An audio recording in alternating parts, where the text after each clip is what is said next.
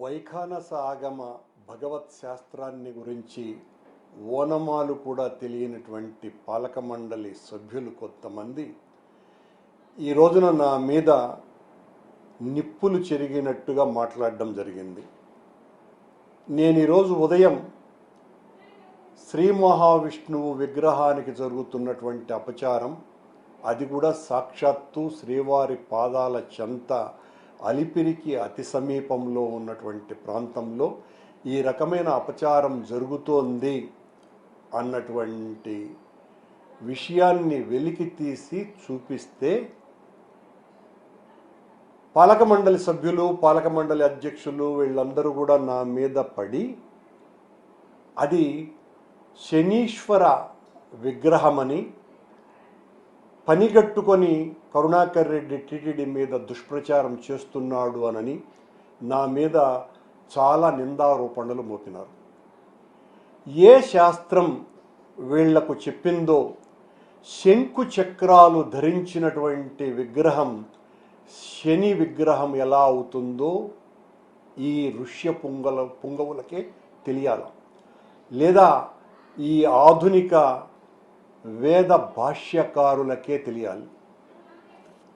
శని విగ్రహం ఎలా ఉంటుంది అని చాలా స్పష్టంగా ఆగమంలో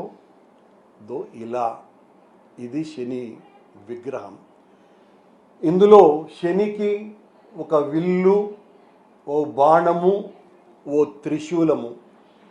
ఇది ఎక్కడైనా కూడా శని విగ్రహం ఉండేటువంటి జనరల్గా ఉండేటువంటి విగ్రహం. మా అపర మేధావులైనటువంటి టీటీడీ పాలక మండలి సభ్యులు తాము తప్పు మీద తప్పు చేస్తూ మళ్ళీ అది శని విగ్రహం, ఎప్పుడో అక్కడ ఎవరో కన్నప్ప ఎవరో ఒక శిల్పి చెక్కి అక్కడ వెళ్ళిపోయినాడు అని, అంటే శిల్పి చెక్కి దేవతా విగ్రహాన్ని అలా పాడేస్తే తీసివేయవలసినటువంటి బాధ్యత మీ మీద లేదా? అంటే ఒకవేళ మీరన్నట్టుగానే శని విగ్రహం అయితే అది దేవతా విగ్రహం కాదా?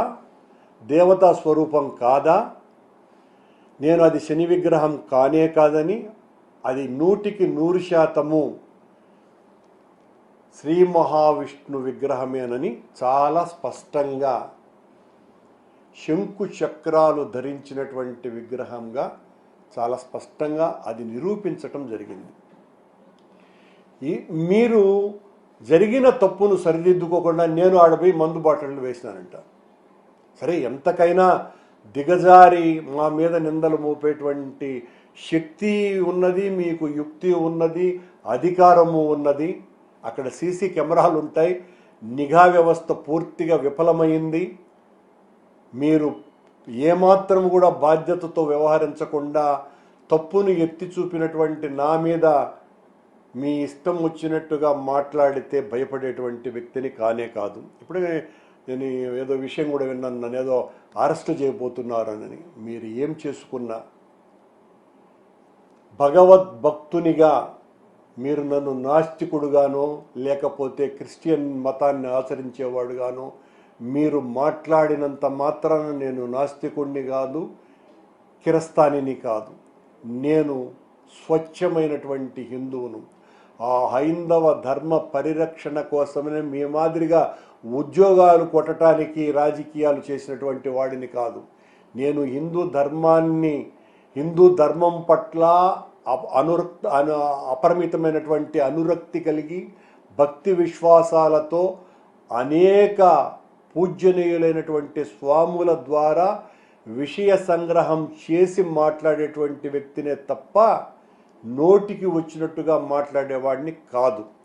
అలాగే స్వామివారు నన్ను కనుకరించినాడు కాబట్టే అనుగ్రహించినారు కాబట్టే నాకు 3 సార్లు టీటీడీ బోర్డు పదవి, 2 సార్లు టీటీడీ బోర్డు అధ్యక్ష పదవి ఇచ్చినాడు. ఆయన అనుగ్రహం లేకపోతే ఇవి రావు అన్న సంగతి మీకందరికీ తెలుసును.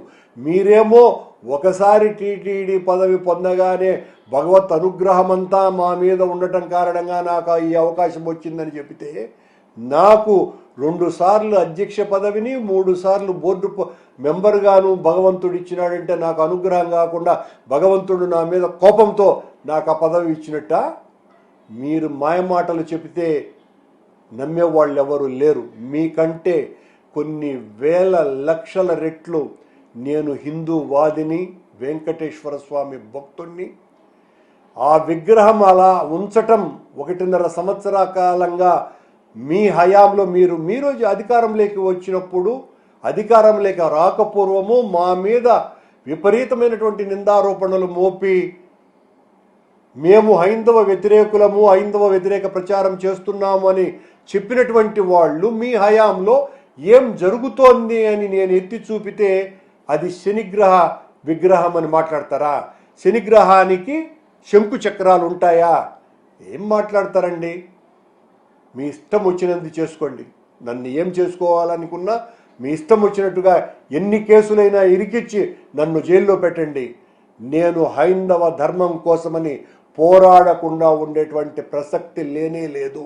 నాకు రాజకీయాల కంటే హిందూ ధర్మాన్ని కాపాడటమే లక్ష్యంగా, ఆ భగవంతుని ఆదేశంగా ఉద్యమిస్తా, పోరాడతానని తెలియజేస్తున్నా.